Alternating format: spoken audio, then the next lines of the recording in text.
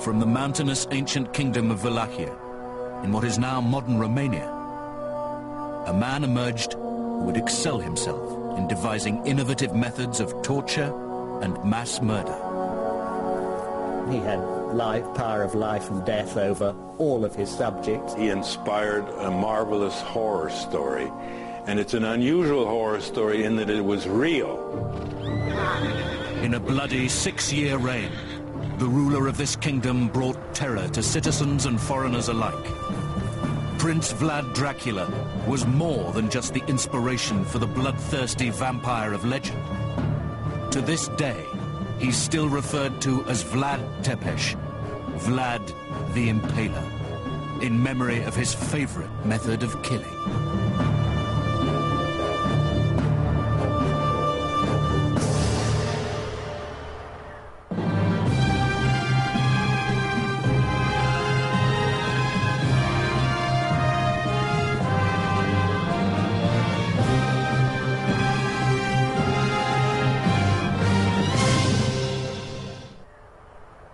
From his birth in 1431, Vlad's home of Wallachia was racked with instability and unrest.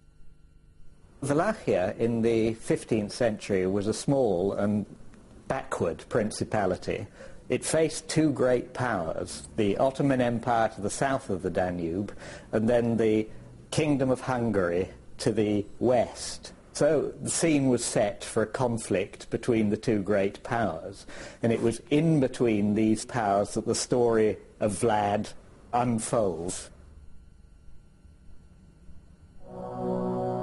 As son of the Prince of Wallachia, Vlad was initiated into the Christian Order of the Dragon, a select group of European royalty dedicated to crusading against the infidel Turks and defending an empire in the name of the cross. The Ottoman Turks, they were the most successful fighters for Islam in the 15th century. Nobody could rival them in terms of spreading the religion. As head of the order, his father was known as Dracula, meaning the dragon. Vlad was very proud of the fact that his father got this very select honor. So he called himself Dracula, which means son of him who had the Order of the Dragon. In 1442, the Turkish invasion of Transylvania left Wallachia vulnerable to its Hungarian enemies. With his throne under threat, Vlad's father made a deal with the Ottoman Sultan.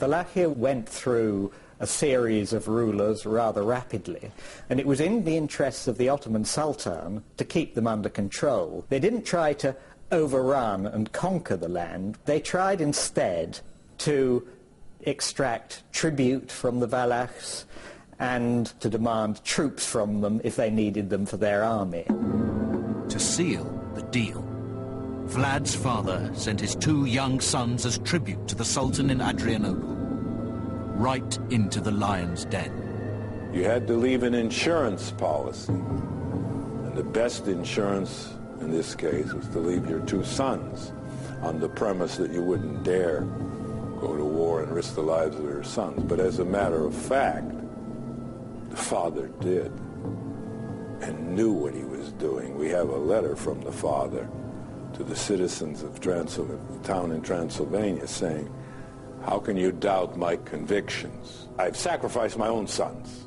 in the Christian cause."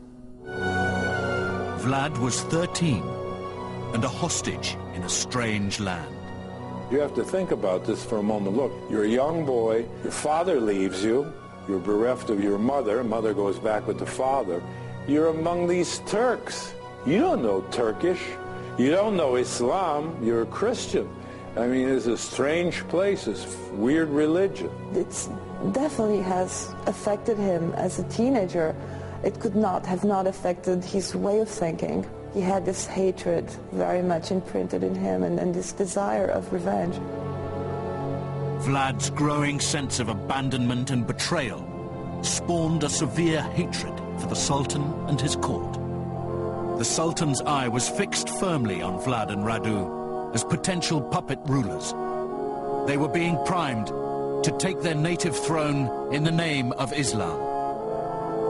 But Vlad was studying the enemy and biding his time. The most important thing was probably military, and I suspect that Vlad and Radu would have had a good military training in the Ottoman court. They would learn about warfare, particularly riding, how to fire a bow, swordsmanship, because being a member of the ruling class, which is what they were destined to become, meant also that you had to fight on the battlefield, and indeed you had to lead armies. And having learnt that, then they would have to learn the rudiments of Islam. It was here that Vlad witnessed the fear-inducing effect of public execution. Generally, executions were fairly public, because the whole purpose of them was to show the power of the Sultan and also to encourage people not to step out of line. Unlike Vlad, Radu had become fully indoctrinated into Ottoman culture and its army. His younger brother has given in to the Sultan and gone over to the Sultan and becomes a minion, a puppet. Vlad's motive primarily is to stop Islam and to maintain the independence as far as he could of his native Wallachia. He wanted to be ruler.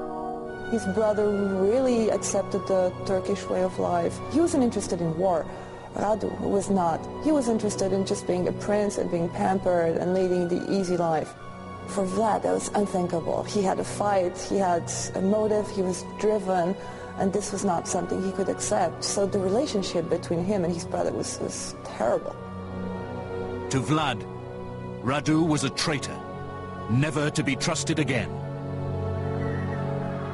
In 1448, Vlad's father was murdered by the power-hungry Wallachian nobility in a plot to take the throne. After 6 long years in exile, Vlad's chance to rule had finally come. The Turks raised their army and put Vlad at the helm. He was to be the Sultan's new prince of Wallachia. But within 3 years, Vlad had turned on the Sultan and had thrown him out of what was now his realm. Barely 25 years old, Prince Vlad Dracula began his infamous and bloody reign. He came back to a country that was unstable. He had no idea who was for him, who was against him, who would help him, who would defy him. At first it appears he was a popular ruler because he seemed to be independent, which was something they hadn't seen in a long time. Once in power, Prince Vlad increased security by building thick battlements, watchtowers, and underground tunnels.